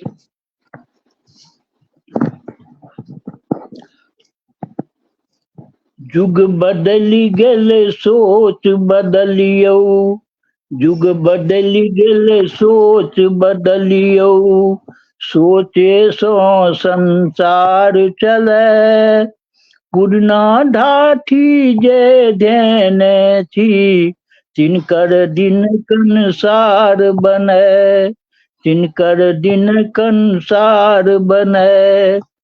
नुआ छल तो नुआ छल जैं घो घो छल, नुआ छल जैं घो घो छल, अब चूड़ी सलवार एलै, धार बदलि गेलै नाव बदलि गेलै, नवका खेवनहार एलै, नवका खेवनहार एलै।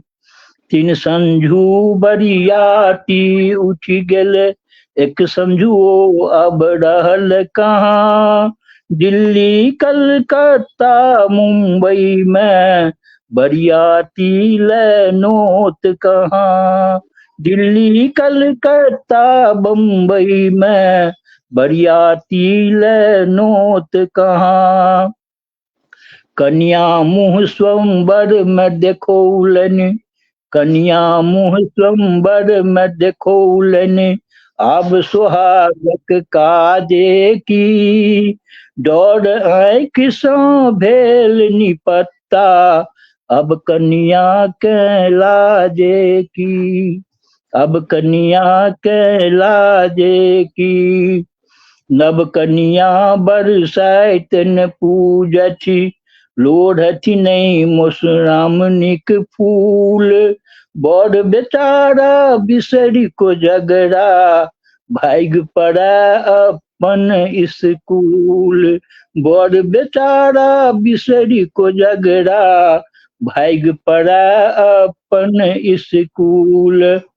अहाँ लोकनिके ग्रसित केने अछि, अहाँ लोकनिके ग्रसित केने अछि, पुत्र बिछोहक माया, पुत्र अहाँके खींचि रहल छथि, अहीं पुतोहुक साया। एकरा फेर सुना दै छी। अहाँ लोकनिके ग्रसित केने अछि, पुत्र बिछोहक माया, पुत्र अहाँके खींचि रहल छथि, अहीं पुतोहुक साया। बिसरि जाउ जे पुतहु परसिके थारी आगाँ देती, आंगन बदलल बैसक बदलल, बदलल पुरना खेती। स्कूल में पंडित जी नहीं छथि मौलवी साहेब आब, सनिक सनिचरा भेल निखट्टर, चटिया के खिचड़ी परताब। मुखिया छथि खतबैनी मैडम, मुखिया छथि खतबैनी मैडम, सरपंचो हुनके श्रीमान, गामक बाबू भैया खसला, नीचा मुँहे झूर झमान।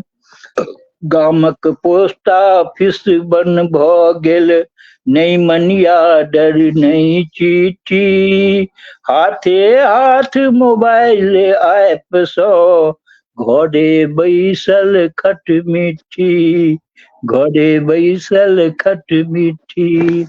भ गेल, अब रचना पढ़ल भ गेल।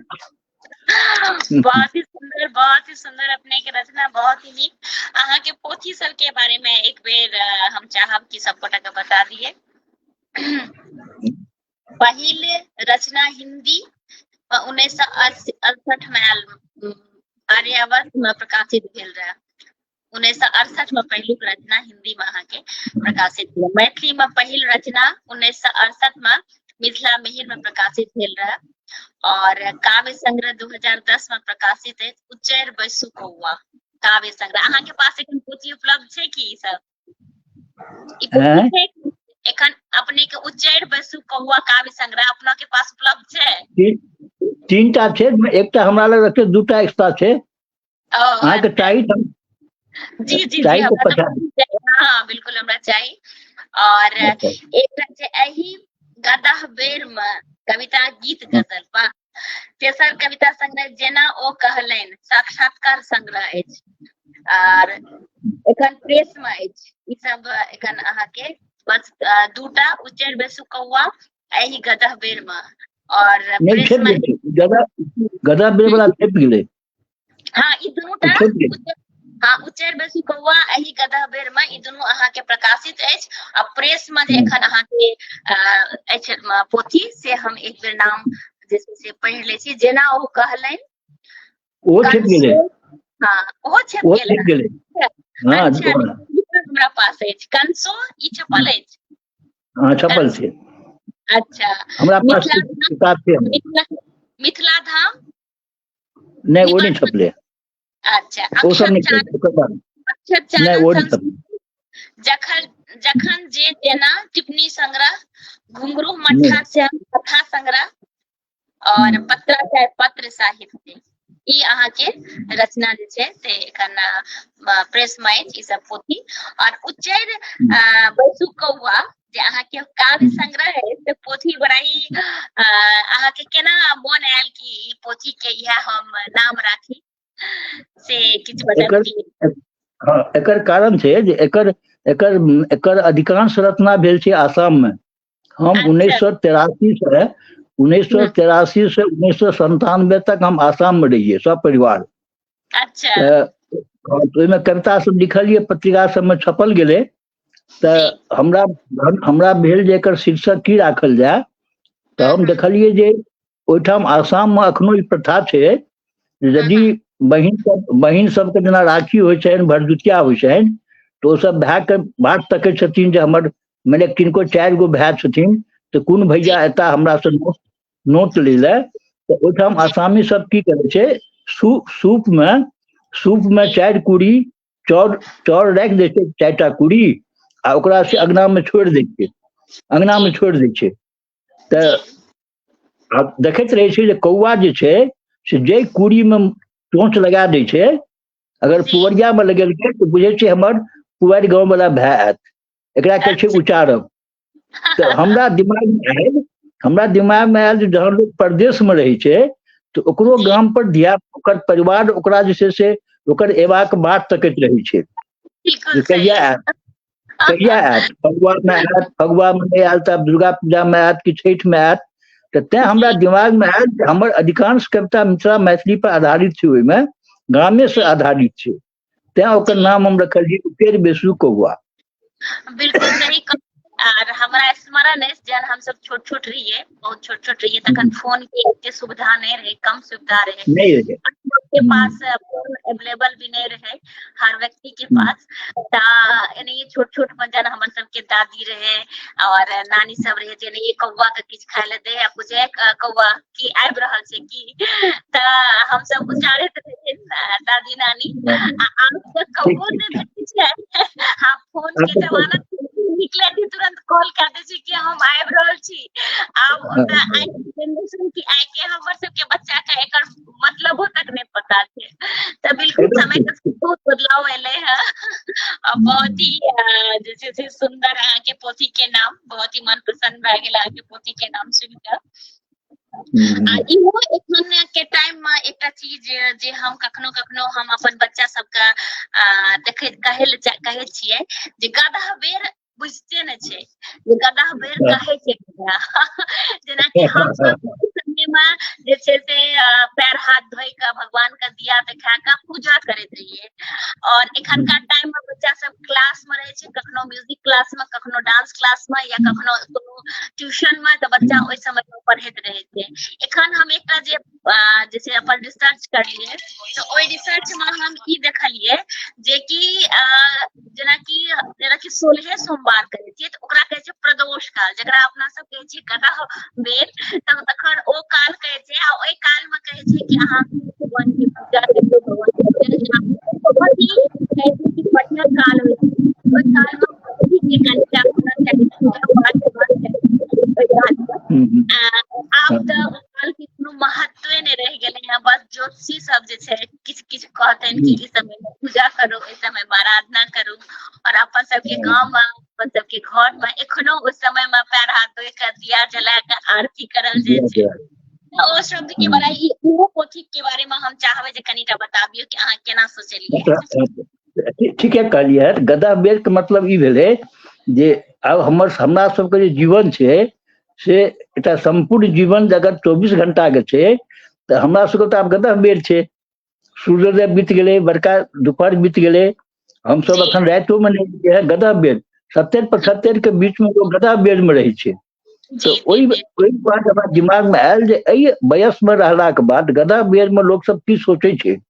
एहि पोथी में हमर वएह चिंतन छै जीवन के बारे में, परिवार के बारे में, समाजक बारे में, प्रकृति के बारे में, पर्यावरण के बारे में, ओहि चिंतन के बारे में। तैं हम एहिमे एक किताबक नाम रखलियै गदह बेर। आ एहि गदह बेर के नाम से उच्चैठ बेसु कौआ में ओहि नाम से कोनो कविता नहीं छै, लेकिन एहि किताब में एहि नाम से कविता छै।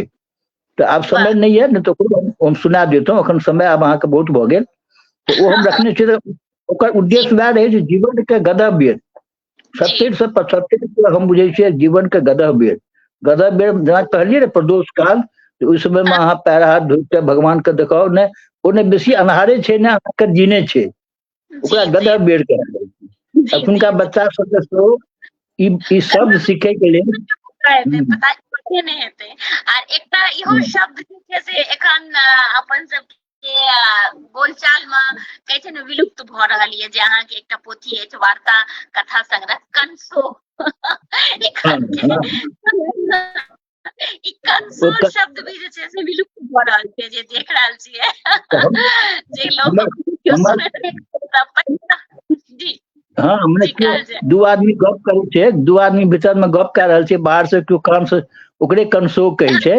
तो ओहि में करीब 24टा कि 25टा कंसो छै संग्रह, वो अहाँके चाही तऽ हम पठा देब। बिल्कुल चाहिए हमरा।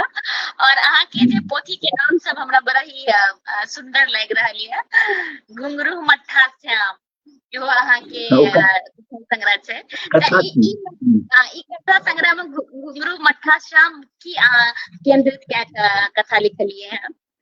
ई कथा छियै जे हमरा जे छै से हमर बेटा पुतोह रहै छै बाहर में, और हमरा एकटा पौत्र होइ छै, पौत्र जन्म लै छै। तो पौत्र जन्म लेलकै एहिठाम आबि के, हमरे घर में कलकत्ते में आबि के जन्म लेलकै। तो ओकरा हमसब ओकर पौत्र के जे अपन दादी छलखिन हैं, हमसब ओकरा पोस पालि के नमहर केलहुँ। केना नमहर गेलै तो फेर ओ गेलै, फेर जहन एलै ने तो ओकर चेहरा हूबहू जे छै, ओकरा पैर में घुंघरू पहिरा देलखिन, मट्ठा पहिरा देलखिन, आ मुँह लगै छलनि भगवान जकाँ श्याम। तो ओकरे पर वही पर में लिखने छियै। ओकरा जब हमसब अरियाते ले गेलियै है, रात्रि जय वास्तु का गाड़ी में चढ़बऽ जे गेलियै है ने, वही घटना के वर्णन छै में घुंघरू मट्ठा श्याम। ओहि घुंघरू के जे पोसलहुँ पाललहुँ आ एतेटा केलहुँ, आ से आइ जा रहल, ओकरा हम चढ़बऽ जा रहल छियै रास्ता में, वही विचार के ओतबा कथा छियै, एकटा संपूर्ण कथा छियै। ओहि किताबक नामे हम रखलियै घुंघरू मट्ठा श्याम। तो ओकर परिकल्पना वएह छलै, वएह परिकल्पना छलै जे एकटा श्याम पोता, आ ओ घुंघरू आ ओ मट्ठा की छियै? ओ घुंघरू मट्ठा वएह छियै जे हमर बेटो पहिरलकै, आ ओ बेटा पहिरलकै कि हम पहिरने रहियै नानी ओहिठाम। वो अखन तक राखल छै, तो वएह घुंघरू मट्ठा। हाँ, तैं ओकर नाम रखलियै घुंघरू मट्ठा। हमर कोशिश रही भावना जी, हमर कोशिश रही है जे हम अपन मिथिला के, अपन गामक शब्द राखी बेसी। हम अपन रचनो में हमर कोशिश रही है गामक शब्द बेसी राखी। क्या तो शब्द विलुप्त भऽ जायत ने, शब्द विलुप्त भऽ जायत वो जल्दी भेटत नहीं। फिर शब्द बड़का संपत्ति छी हमरा सभक, कंसो पर एकटा हम अपन एकटा अपन हम विचार अपन ओ शब्द के हम अपन एकटा कहबै पहिलुका जमाना में जहन कोनो विचार होय विमर्श होय त दलान पर होइत रहे, सब जे पैघ पैघ जे पुरुष रहे सब जाइत रहे, तो स्त्री सब जे छै उनका बड़ा जिज्ञासा रहे जे कनी सुनिए, त कंसो लए के सुनैत रहथिन जे की सब गप सब भ रहल छै।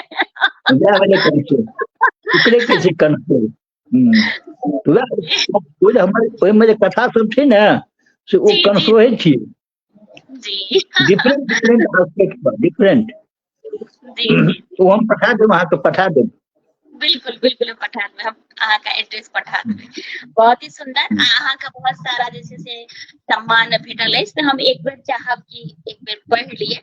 मैथिली साहित्य सम्मान 2017 मैथिली साहित्य एवं संस्कृत समिति मधुबनी द्वारा मातृभाषा संवर्धन सम्मान 2017 doctor Asarfi Jha Amresh research foundation Kolkata द्वारा बाबू साहब चौधरी सम्मान 2017 अखिल भारतीय मिथिला संघ दिल्ली द्वारा डॉक्टर इंद्रकांत झा सम्मान 2018 विद्यावती सेवा संस्थान दरभंगा द्वारा मंसूर मुंशी रघुनंदन दास सम्मान 2020 मिथिला विकास परिषद कोलकाता द्वारा बाबू साहब चौधरी सम्मान 2020 मिथिला सेवा ट्रस्ट कोलकाता द्वारा मिथिला शिरोमणि सम्मान 2021 शाश्वत मिथिला फाउंडेशन अहमदाबाद द्वारा मिथिला मुकुट मणि सम्मान 2021 मैथिली सामाजिक युवा विकास मंच कोलकाता द्वारा मिथिला विभूति सम्मान 2022 कर्नाटक मिथिला सांस्कृतिक मंच बेंगलुरु द्वारा माला झा मैथिली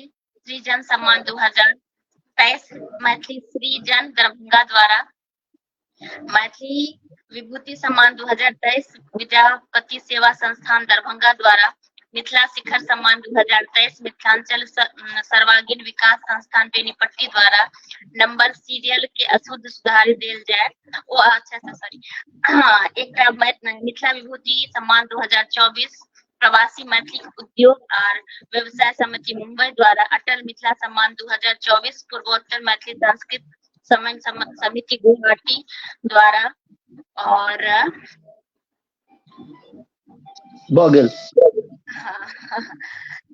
बहुत ही अहाँके बहुत सारा सम्मान भेटल है, ते लेल अहाँके बहुत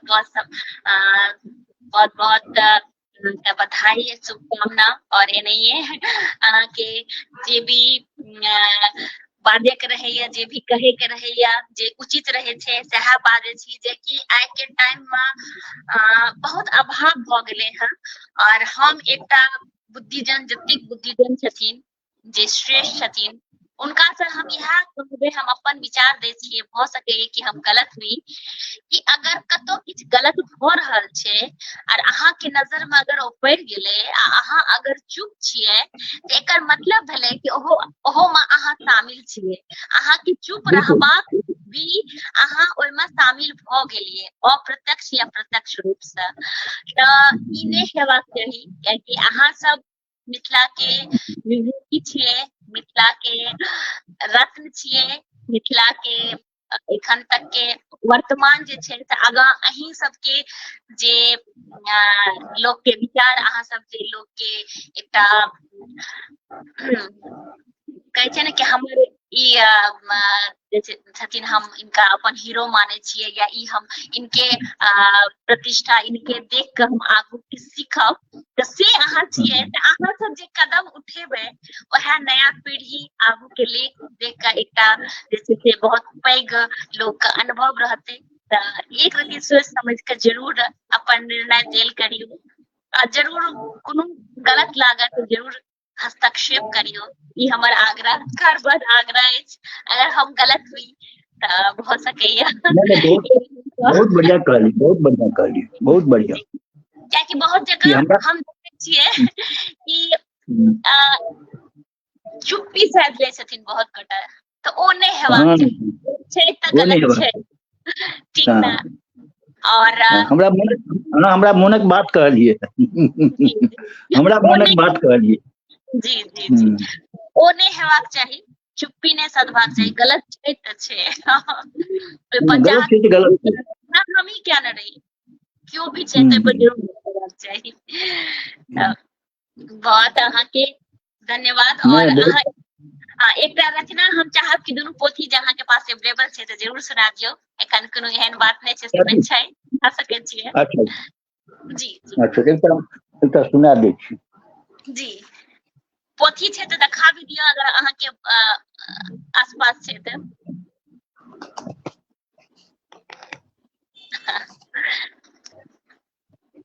इसे कनी एक बेसी रति आर कौआ ऊपर दे करियौ।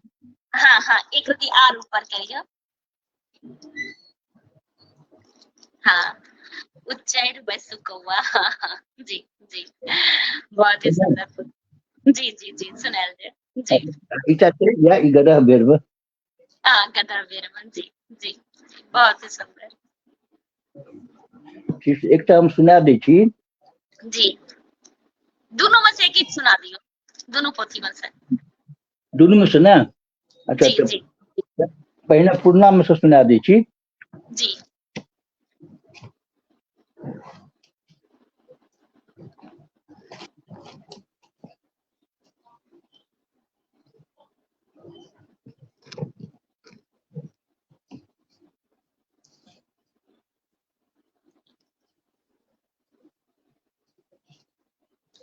एकटा छै पूर्णा वाला में छै घुआ मुआ। जी घुआ मुआ छै, जी अपना सबटा बच्चा में शब्द सुनने हेबै घुआ मुआ। जी तऽ घुआ मुआ छै शीर्षक के नाम। जी कहियो कहियो हमरो बिछौन पर फुलाय छल बेली आ चमेली। कहियो हमरो बिछौन पर फुलाय छल बेली आ चमेली। झड़ै छल सिंहरहार। असोथकित भऽ कऽ दैत छलहुँ ओछानि के समर्पित सरमांग। वाह असोथकित भऽ कऽ दैत छलहुँ ओछानि के समर्पित सर्वांग। तखन वाह हमरो चैन पर बुलऽ लगे छल लरगुज आंगूर। तखन वाह हमरो चैन पर बुलऽ लगे छल लरगुज आंगूर। आ तरबा पर दौड़ै छल हाथ। देहक आगि सँ धमनी जहन जाइ छल गरमाए, तऽ पीठ बाहि में लगै छल कसाय। देह घाम सँ जाइ छल नहाय। वाह कहियो हमरो अंगना में कुदकैत छल मृग शावक। कहियो हमरो अंगना में कुदकैत छल मृग शावक। आ चुन चुन फुदकैत छल खजन चिड़ैया। वाह तुलसी चौरा आ गोसाउन के देखाओल जाइत छल साँझ बाती। जितिया सँ पहिने होइ छल उंगटन। घूर लग बीरा ले छिन्ना झपटी। उपराग आ उगता पैंची। ओना बेली चमेली एखनो फुलाइए हमरा हृदय में। झरैए एखनो सिंहरहार आँखिक सोझाँ। मांसपेशी तनाइए पहिने जकाँ, मुदा लोहछि जाइए मोन। नजरि आब बेसी चोखगर भऽ गेलै। आंगुरक नौह आब नोकगर भऽ गेलै। हट्ठाक बरद जकाँ हकासल पियासल हमरा देख। सीताहल नढ़िया जुन बनि जाय। हे दाइ, लोटा भरि पानि जो नहि जुमाय, तऽ ओसक एकटा बुन्ने बरू चटा दिअ। छाती सँ सटा लिअ। वाह ओना कोड़ि सकै छलहुँ हमहूँ बिलाड़ि जकाँ हल्लुक माटि। ओना वाह कोड़ि सकै छलहुँ हमहूँ बिलाड़ि जकाँ हल्लुक माटि। गड़ि सकै छलहुँ चाक पर दिष्ट भंगी घैल। मुदा कुकुर जकाँ हकमैत अहाँके देख, मोन घृणा सँ भरि गेल। तृष्णा हमर मरि गेल। वाह ई छल वाह घुआ मुआ। वाह, बहुत सुंदर। एहिमे सब सुना दै छी। जी स्वागत। एहि कविता के शीर्षक छियै पत्नी, ऑफिस आ भोजन। अच्छा पत्नी जी पत्नी ऑफिस आ भोजन। जी एहिमे 5टा छै छोट छोट। तऽ जी पहिल छै काल्हि निर्जला एकादशी रहै। नियमतः आइ भोरे नहा के ब्राह्मण भोजन करौलाक बाद हमरा जी अन्न जन ग्रहण करबाक चाही। खैर, अहूँ तऽ हमरा लेल विष्णु स्वरूपे छी। एकादशियो तऽ हम हुनके निमित्त करै छी। अहाँ खाउ, ऑफिस जाउ, तकर बादे हम नहायब। वाह ई भेलै पहिल। आ जी दोसर देखियौ, नैहर में भतीजक उपनयन में नहीं जाय देलहुँ। जी नैहर में भतीजक उपनयन में नहीं जाय देलहुँ। बहिन बेटाक दुरागमन में नहीं जा भेल, सब शौक सेहनता हमर चार पर गेल, अहाँक भात रोटी के ब्योत में जिंदगी हमर जपाल भ गेल, जरला ई ऑफिस हमर काल भ गेल। बहुत ही सुंदर, बहुत ही अब नीक। तेसर देखियो, तेसर हाँ सब दिन खाली हाथ डोलबैत घर अबै छी, अपना उइ नहीं जे किछु हरियर सब्जी हाथ लगा ली, बहाना की जे हमरा भाजी नहीं उठल होइए, मुदा गेटक गेट पोथी पत्रिका धरि हुलसैत उगने अबैत छी, खिचड़ बना के राखि देलहुँ कुकर में, परेश के खा लेब अचार सने, हम बाथरूम जाइ छी। ई तेसर भेल। जी अब चारिम देखियो, जी अहाँ से नीक तो हमर बेटा, अहाँ से नीक तो हमर बेटा, देख एलिए दिल्ली में, अपने से केहन दीप भानस क लैए, जी अपने से केहन दीप भानस क लैए, रोटियो हमरा से नीके बेल लैए, पुतोह सुतले रहे छथि बिछौना पर, चाय द अबै छनि, जी पुतोह सुतले रहे छथि बिछौना पर तो चाय द अबै छनि, केहन भागमन छथि पुतोह हमर, केहन भागमन छथि पुतोह हमर, हमरा सब दिन वैह रमा खटोला, सुनू और हमर मोन आइ नीक नहीं लगैए, ऑफिसे दिस कोनो होटल में बड़ू खा लेब आइ। ई चारिम। जी अब पांचम देखियो, पांचम पत्नी में 5टा कैटेगराइज छै पत्नी के। पांचम कहै छथिन, सब दिन वह दालि भात, माल जालक सानी जकाँ हुरैत रहू पेट में, जी अकछा गेल, सब दिन एके स्वाद, सब दिन एके स्वाद, जा धरि अहाँ नहायब हम बुक कर दै छियै फोन पर, पिज्जा बर्गर आ पास्ता, या खा के आइ ऑफिस जाओ, या खा के आइ ऑफिस जाओ, आखिर चूल्हो के तो आराम चाहिए। बिल्कुल, बहुत ही सुंदर अपने की रचना, और बहुत गोटा जुड़ल छै, सब गोटा के बहुत बहुत धन्यवाद देवे। विनोद कुमार झा जी लिख रहल छथि कि हम देख रहल छी, ई जरलाहा नौकरी हमर काल भ गेल, बहुत नीक लागल। कोनो बात नहीं, जे अहाँ के छुटले हैं बाद में देख सके छी, लाइव छियै हमेशा रहते, और अहाँ जुड़लौ के लेल बहुत ही धन्यवाद। और शंभू झा जी लिख रहे थे अति सुंदर, मालती मिश्रा जी लिख रहे थे बहुत सुंदर, गौरी शरण जी झा जी लिखे लोक संस्कृति के बोध करबैत कविता, बिल्कुल सही कह रहल छियै। अर्चना मिश्रा दीदी सेहो प्रणाम कर रहल छथिन, सब गोटा के बहुत बहुत धन्यवाद देबै। और जेना कि हैप्पी फॉर यू अहाँ देख रहल छियै, त अहाँ के हैप्पी फॉर यू केहन लागैया, कोनो ओकरा कोनो आर ओमे किछु जोड़िए या किछु केना लागैया, अपन विचार कनिटा दियौ। नहीं अहाँ जे ढंग से अहाँ कह रहल छी, अहाँ के कोनो एहिमे कोनो और एडिशन करे के नहीं काज छै, अहाँ जे कह रहल छी बहुत बढ़िया कह रहल छी।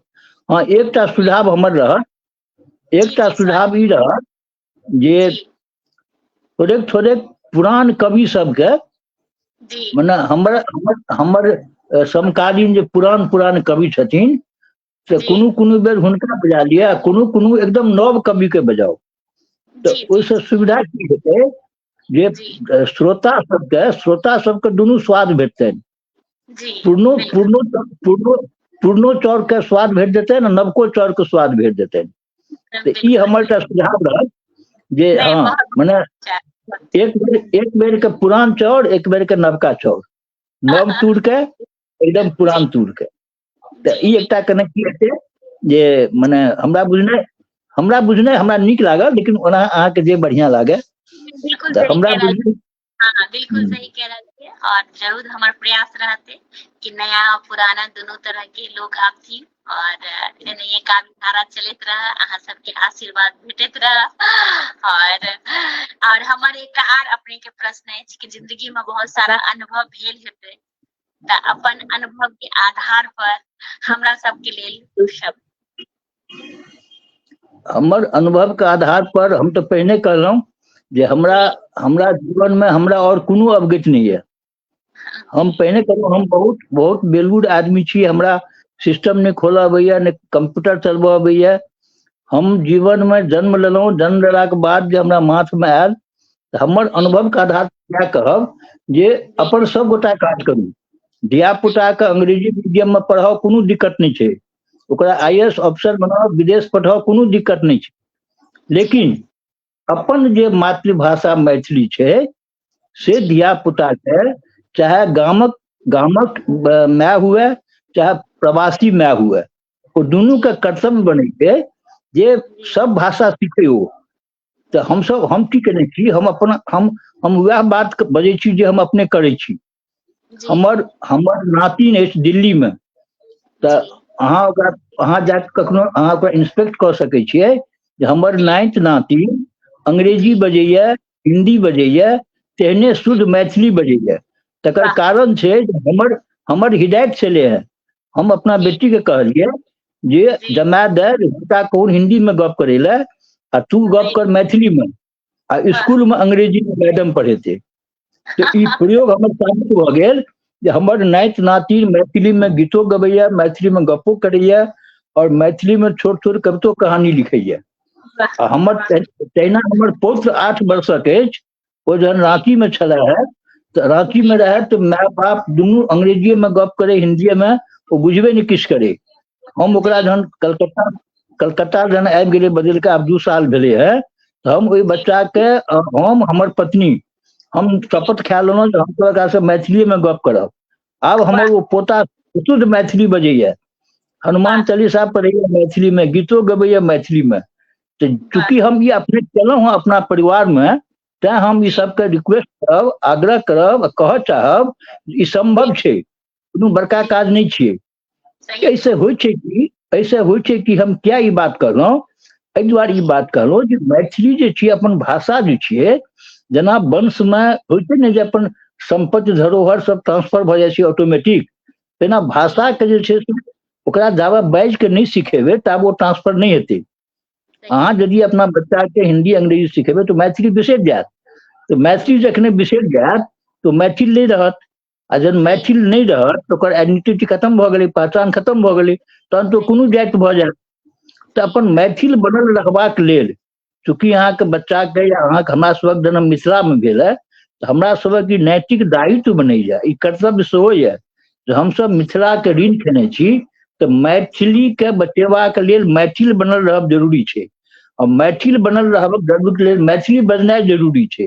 तैं और कुछ काज नहीं करू, कोनो संस्था के डोनेशन नहीं दियो, कोनो संस्था में नाच तमाशा देखा नहीं जाओ, मात्र अपना घर में अपन बच्चा संगे मैथिली में एक बेकैत हस्बैंड या वाइफ को डिसाइड कर लिया, एक गोटा क्यों बच्चा से मैथिली में गप करू। देखिए बच्चे से, ई नहीं जे नमहर भेलाक बाद, बच्चे से कांचे करती से तीसरा चौथा में जहन जाए ओकरा से मैथिली में गप करियो, हाँ विशुद्ध मैथिली में, और ओकर बाद जे भाषा पढ़े छै पढ़ दियो। अगर अंग्रेजी मीडियम में दियो, हमरो बच्चा सब अंग्रेजी मीडियम में पढ़ैया, लेकिन घर में मैथिली में वातावरण, ई हम अनुभव के आधार पर एहि दुआरे कह चाहलहुँ जे आइ भावना जी हम सोचे गेलहुँ, घूमि के देखलिए है जे अपना भारत में सबसे बेसी आबादी छै मैथिल के। भारत वर्षक कोनो एहन महानगर शहर नहीं छै जेठाम अपन मैथिल नहीं छै, लेकिन वो की भेलै, आब वो मैथिल नहीं छै, वो भाषा बिसरि गेलै, दोसर जाति भ गेलै, कन्वर्टेड भ गेलै वो। ओकर बाल बच्चा के बियाहो आब बाहरे में होइ छै। अहाँके दिल्ली के बगल में वृंदावन में अहाँ देख लियो, सब अपन मैथिल छलै कहियो, आइ वो मैथिल नहीं छै। तो एतेक जे हमर मने माइनस भ गेल, हमर संख्या में जे माइनस भ गेल, यह एकटा जबरदस्त कारण छै जे हमसब जे मिथिला के कोनो मांग मंगै छियै तऽ नहीं होइया। अपना मुंह से कह दै छी हम सब 8 करोड़ छी, लेकिन सरकारी खाता में हम सब 1.5 करोड़ छी, 1.5 करोड़। तो ई एकटा समस्या छै, एहि दुआरे हम सब भाषा के छोड़ि रहल छी। ताहि दुआरे भाषा के पकड़ि के रखबाक छै, और ओकर एकेटा साधन छै जे बच्चा सबके पढ़ाओ। आ बच्चा एहन निर्मल बच्चा होइ छै, बच्चा एहन निर्मल दंत छियै, ओकरा सिखेबै ने तो ओ अहाँके मना नहीं करत, ओकरा नीक लगै छै बजै में। यह हमर अनुभव, जीवन के अनुभव के यात्रा सार है, और किछु नहीं। और हम किछु नहीं कहब, ई करू वो करू किछु नहीं करू। भाषा के जीवबाक लेल अपना घर से, चैरिटी बिगिन फ्रॉम होम, अपना घर से सिखेनाइ शुरू करू। जी जी, बिल्कुल सही अपन है। धिया पुता कतौ रहैया बाहर में बेटी है पुतोह है केओ है बहिन है भतीजी तकरो सबके जे छै से इएह सुझाव दियौ जे अपना घर में बच्चा अपने कम से कम मैथिली में बात जे बाहरक लोग जे एतौ गाँव से तो पुछते जी बच्चा के तो बच्चा अहाँके एकटा दुख हैत भावना जी सुनि के दुख नहीं हैत अहाँके आश्चर्य लागत। जी एकटा बड़ नीक कथा हम पठेने रहिए दिल्ली में एक आदमी के जी दिल्ली में लड़का थे लड़की चले मुड़के तो हम ही मीडिएटर रहिए तो बहुत नीक कथा पठेलिए सबटा तय भ गेले लड़की वाला कहलकै जे हम लड़का के एक बेर देख जाए बड़ बढ़िया लड़की वाला जे गेलखिन लड़का के देख के लेल ओहिमे एक आदमी छलखिन दिल्ली से एकटा गाँव से गेल छलखिन है लड़का लड़का बहुत बढ़िया इंजीनियर आईटी इंजीनियर बहुत नीक पैकेज पर नौकरी करे छले जन परिचय पात भेले ने तो जे गाम से गेल छलखिन से पूछलखिन नाम की छी तो नाम कहलखिन जी नाम में जे छै ने से टाइटिल नहीं कहलखिन ना मानि लिअ हुनकर नाम छै राजेश कुमार झा तो से नहीं कह कहलखिन राजेश कुमार तो वो कहलखिन अहाँके पूरा नाम की छी तो कहलखिन राजेश कुमार यो हम अहाँके पूरा नाम पूछे छी कहलखिन तो कहलहुँ तो राजेश कुमार जी कुछ स्पष्ट नहीं भ रहल छै राजेश कुमार सिंह की राजेश कुमार झा जी तो ई एकटा जे माइनस पॉइंट भेलै तकर बाद पूछलखिन पूछैत कहलखिन अहाँके मातामह के नाम की छी ओहि बच्चा के इंजीनियर आईटी इंजीनियर तकरा मातामह के मतलब नहीं बुझल छले है तहन वो बापर मुंह दिस ताकऽ लगले जी मातामह तो ई सब जे किछु छोट बहुत नोमेनक्लेचर छै ने मातामह ओना जे कहै छै नाना तो कहि देते बाबा बाबा कहते दादा तो कहि देते लेकिन मातामह पितामह वृद्ध पर पितामह इहो सब पूछे छले ने ई सब किछु नोमेनक्लेचर जे छै ओ धिया पुता के सिखेबाक चाही ई बड़ जरूरी छै ओ कूटनीति नहीं भेले बवना जी नहीं भेले एहि दुआरे जे गाम से गेलखिन है लड़की के मामा छलखिन वो कहलखिन जे बच्चा के अपन पूरा परिचय नहीं छै ओकर वो राजेश कुमार झा छियै कि मिसर छियै कि यादव छियै कि सिंह छियै आ जे मातामह के अर्थ नहीं बुझि रहल छै ओहि घर में बेटी के बियाह नहीं करब ई सत्य घटना कहलहुँ हैं बनुआ नहीं कहलहुँ हैं एहन घटना छै तें बड़ जरूरी छै अपन भाषा के बचेनाइ बड़ जरूरी छै भाषा बचते तो संस्कार बचते तो संस्कृति बचते आ संस्कृति बचते तो अहाँके सभ्यता बचत अहाँ तो हम सब मैथिल कहलाब नहीं तो बस बढ़िया हर मास के देह बड़ा तो जाइत होइ छै ई अपन अनुभव शेयर केलहुँ हैं हमरा जे अपना अनुभव भेल देखियो अपने चलते आब लगभग 2 घंटा होइले 2.25 घंटा भ रहल अछि आर पता नहीं चलल कि केना बीत गेले केना भ गेले और 3:40 हो गए 39 40 में कनी 1 मिनट देरी अछि 6 तो देखियो पता नहीं चलले समय के और बहुत ही सुंदर के रचना हमरो नहीं बुझा पड़ल जते टाइम भेले नहीं बुझा पड़ल हां बिल्कुल पूर्ति पता नहीं चलले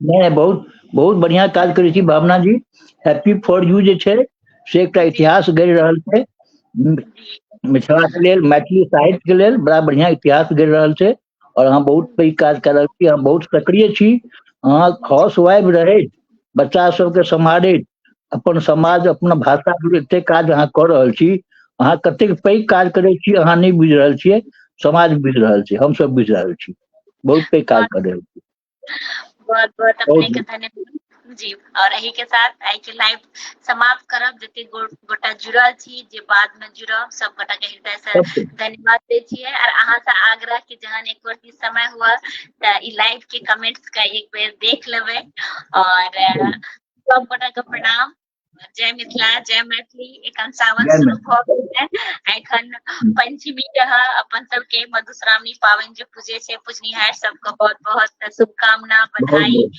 और सब गोटा के प्रणाम जय मिथिला जय मैथिली सब गोटा के प्रणाम